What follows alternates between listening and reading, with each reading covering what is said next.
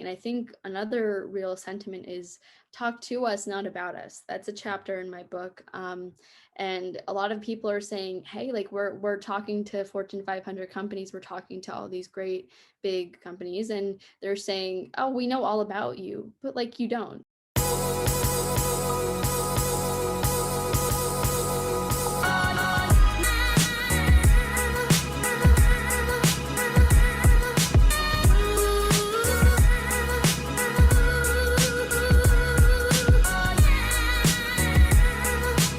Welcome back to GenZ Talks for the third episode of season 3. And today we're going to be talking about all things Gen Z. We're going to be looking at what characterizes this generation and what makes this younger generation different from previous young generations. We're going to be looking at trends in business, and we've got a great guest who's going to be diving deep into Gen Z. And she's actually been writing and finished writing a book called the Gen Z book, which is going to be published later this year in April. She's a high school student from America, and I'm delighted to now welcome Riya Goel. Welcome, Riya. Welcome. I mean, thank you, Dan, for having me on. And I'm so excited to, have this conversation with you about Gen Z. So maybe we can start with 2020. What did you get up to in 2020? And tell us a bit more about how you came about writing a book. In my endless scrolling, I found hashtag Gen Z. I found the term Gen Z being thrown around everywhere. And, prior to, the quarantine setting, and I didn't really know what Gen Z meant, or, I didn't really think I was a Gen Zer. I thought I was a millennial for a period of time. And so, I had really no idea what being a Gen Zer meant. And I felt like no one else did either. It was just something that, we thought we knew about, but we don't really know about. And so that's kind of where I started to think about Gen Z and its importance, and started to talk to people and put together a bunch of information. And then I was like, okay, maybe this could be a book. Like, I think people could benefit from this knowledge. I mean, Gen Z is the most largest diverse generation to date. We're going to be changing the world no matter if you like it or not. It's going to happen, for better or worse, whatever you want to think. But Gen Z is going to be important, and I think researching and doing all of this work behind it is going to be really beneficial for a lot of people. And so I started writing, and then I found my publisher, New Degree Press, and then submitted my first manuscript in November. And I'm now in the revisions process to be published in April. So it was a very busy 2020, but it turned out to be really great. And I'm excited to see where this will lead after 2021. So yeah. Massive congratulations. It was quite apparent, quite early on in my research, the impact that Gen Z could make on the world. And because of the pandemic, I think there's a lot of people like yourself who are eager to make sure this isn't the lost generation, because the generation has so much potential.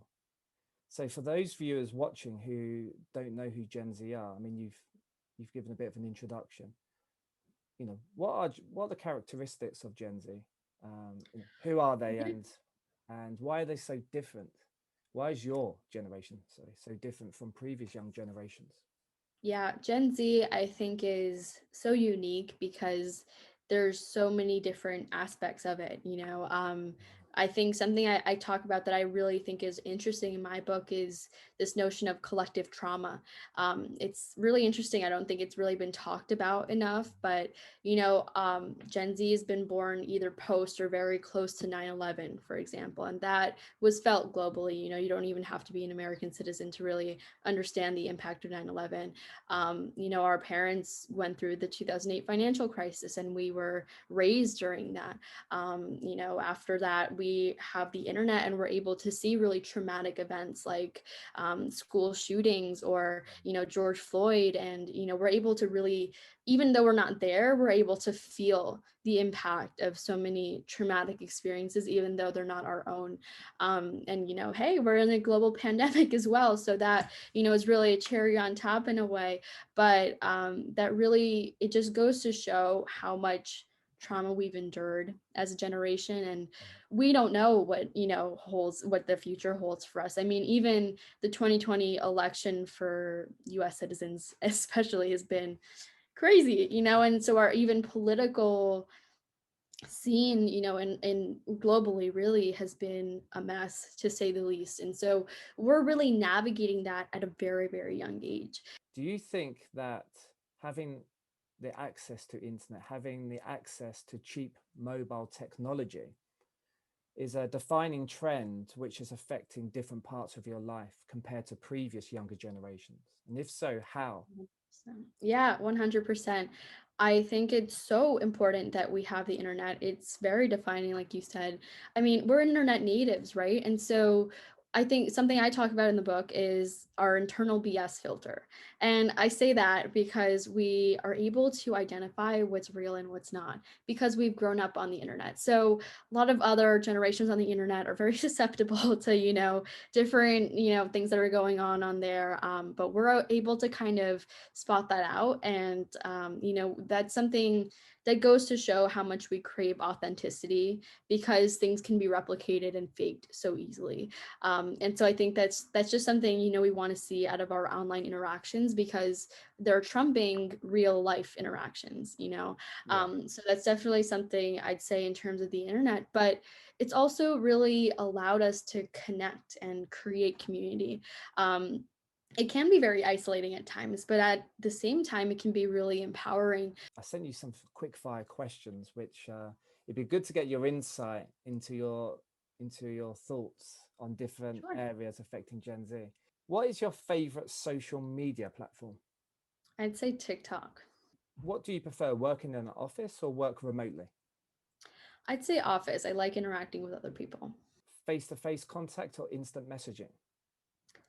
I'd say a combination of both. Yeah, Traditional career or entrepreneurship route, or both? entrepreneurship. Okay.